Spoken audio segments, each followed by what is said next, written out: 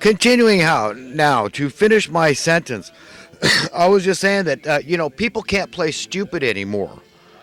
Okay, because they know better.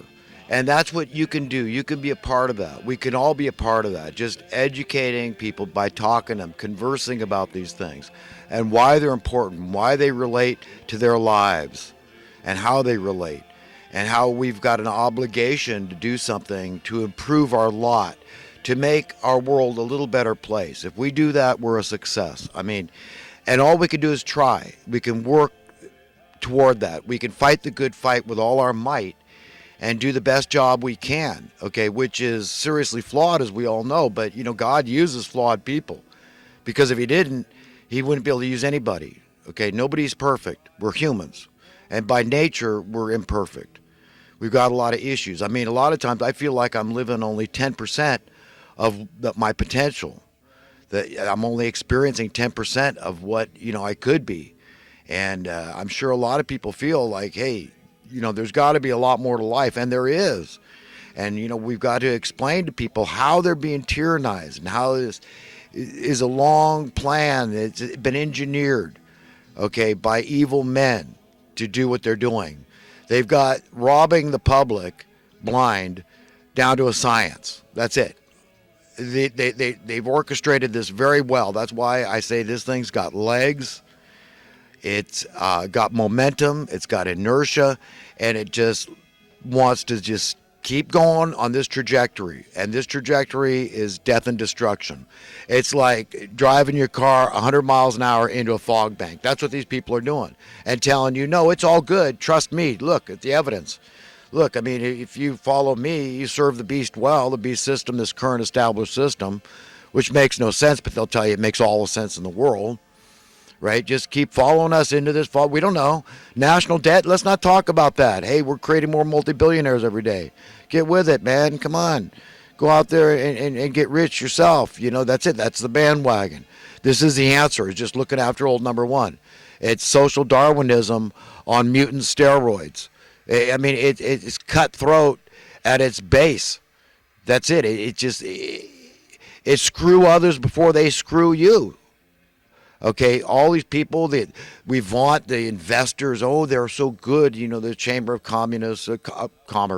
I was thinking I had to try to get a job there. I'd probably be good to change things around a little, their thinking, because they're terribly flawed in their thinking. I mean, solving homelessness should be number one to them. I mean, you want people not to be ashamed of your city? Yeah, well, then do something about that, okay? Who are you working for? I mean, what's the dealio? Okay, I mean, you guys, more the merrier attitude, because it's all good for business, because people put a demand on stuff. Everything from loans to toilet paper. So I know the Chamber of Communists gets it.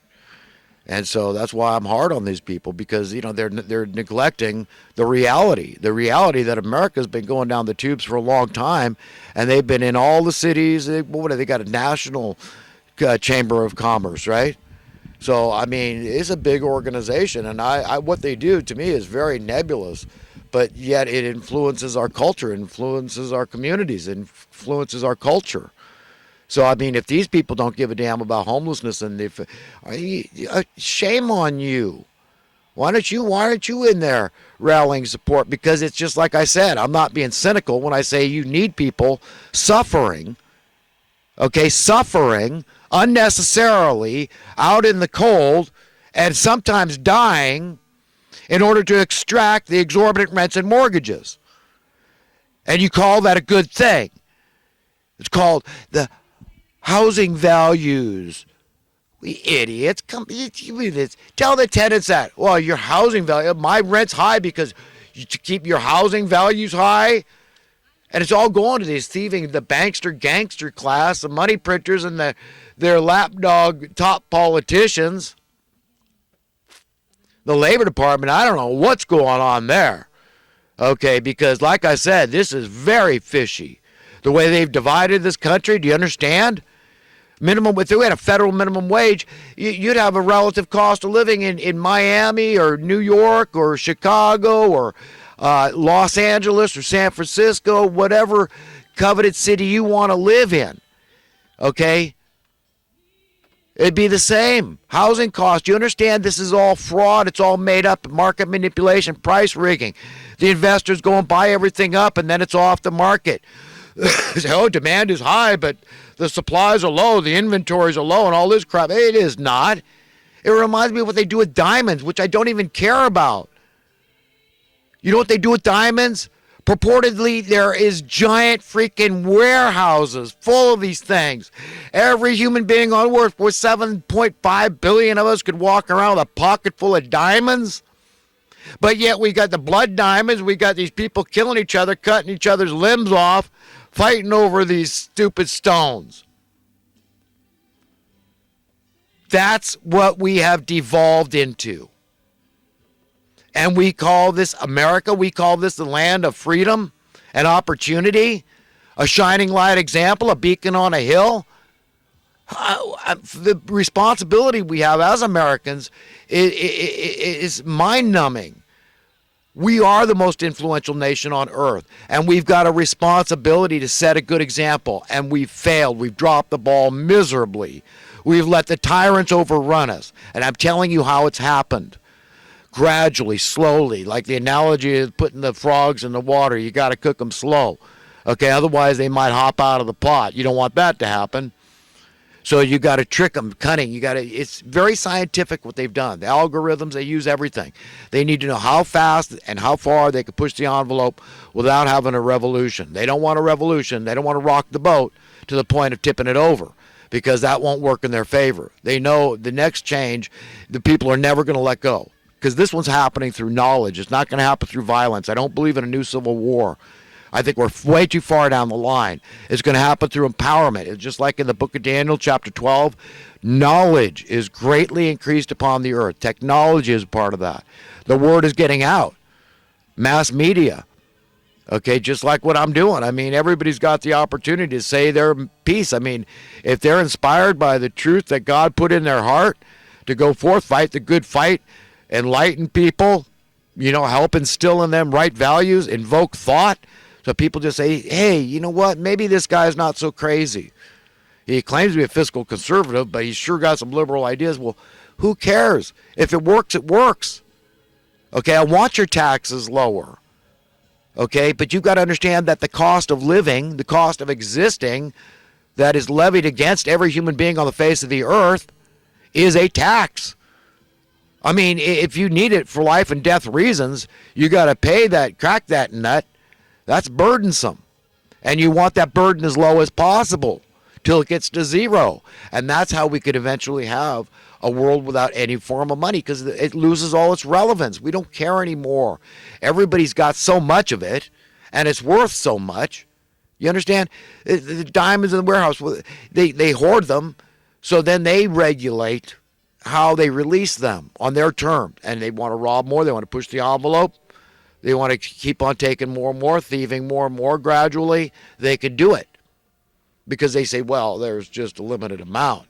These are a precious stone, You understand? So that's what they're doing with housing. It's sick. It's sick. It is freaking satanic perversion. That is the rule of the day in America, and by extension the rest of the world, because we're screwing it up everywhere. Being the most influential nation on earth, having the world's reserve currency is why. Might makes right. Hey, you know what? We got the most powerful military, okay? And if you don't accept this as the world reserve currency, you don't let people spend dollars and value dollars in your country, then you know what? We can make your lives very miserable. We could decimate your nation if we want. And this thing that's going on in Iran, do people know? I mean, people think this is cute and funny. I mean, we had John McCain call bomb, joking about bombing Iran. Remember that? And then these Democrats coming out now. When they were on John McCain's side, they wanted to go into Iran. Remember all that? That warmongering talk by the Democrats? And now they're saying, oh, Trump, we're stepping his bounds. And Nancy Pelosi, we're going to put a leash on this guy. He's crazy. When that's all they wanted was war with Iran. It's crazy, man. People understand this is the cradle of mathematics. This is ancient Persia. Do you understand? I mean, you're messing with virtually the cradle of civilization. Do people is anybody in the mainstream media asking what Putin's opinion on all this is? Does anybody care?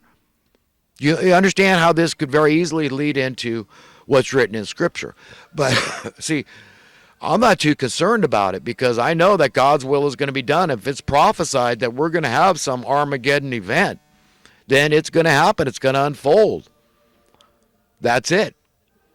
And believe me, if Russia gets involved in this thing, in making sure that Iran's interests are protected, and which, come on, we all know that they are very interested in protecting Iran. Okay, then we're gonna see all hell break loose if this thing goes quagmire. Okay, so everybody that's gloating, they think it's all funny and cool. I don't know about that. I'm not so sure about that. So I'm just saying. But, who am I to say it's bad? I mean, if it's got to happen, it's got to happen. It's kind of like when Peter tried to protect Jesus from going to the cross. Jesus, he didn't say it seems a normal person would say to Peter, listen, I understand you have my best interests at heart. But, this is something that I've got to do. It has to be done in order for God to prove his love for humanity. My willingness to die for your sins. Okay. No, he didn't explain like to Peter. Jesus simply turned to Peter and said, "Get thee hence behind me, Satan." So maybe that's what God would say to me. If I try to object to, what's going to go on, what's going to happen will happen. I mean, Satan's furious. He sees the writing on the wall. He knows his time is short. Okay, these people aren't going to get away. It's all about enslavement of the masses. Do you understand? Humanity can't be allowed to be free. That's an anathema to the evildoers and the evil satanic forces. That's not what they want. To keep controlling people, keep robbing them, and this is what's exalted them to the top of this perverted pyramid of power. Do you understand? They don't want to live money printing, and that's wanton, unchecked satanic power. Money. Who can admit it's not freaking powerful, man? The drive, the lust for money, the enticement, the allure of money. You don't have to be a rocket scientist to figure out it's not working. We can't handle the stuff. Look how it corrupts the hearts and minds of men. So we've got to wean ourselves off. That's what God would have us do. Sound economic, but JFK. America would be a whole different place. You understand? If JFK had gotten his way. People wouldn't be stressed out about paying their bills the way they are.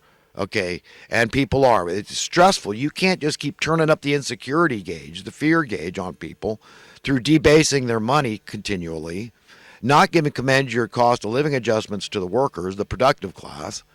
Yeah, you think you could do that in perpetuity? They know their days are numbered. They know that people are going to see you guys are frauds. You're freaking thieves. You're murderers. And we're throwing you down. We the people are taking over. You're supposed to be working for us. You're delinquent. You're failed. You're remiss. And it's not by accident. It's not by stupidity or incompetence. You're evil. And we're taking over. We the people. You want a democracy? And they tell us, democracy. We got democracy. 90% of the American people against the bailout of 2008. Yet these idiots push it through. The people are just stupid. They need us elitist lapdogs for the money printers to okay this bailout. Bail out the criminals that caused the problems, that blew out the pipes of the economy. There's no basis for a real appraisal in housing anymore. Whatever the market will bear. It's going to the highest bidder. All bets are off. We got all these people walking around flush with all that cash, just buying stuff up, raising your cost of living, diluting the worth of your money. And we think this isn't a serious problem. We think it's going to go away on its own. Okay, no, you listen. If you want any semblance of justice, you're going to have to demand the hell out of it. We're all going to have to work in concert together here, unite, come against these monsters and tell them what's what. Put them in their place, parent them. It's what they need. It's what they're begging for. It's what they're screaming for. But it looks like the opposite.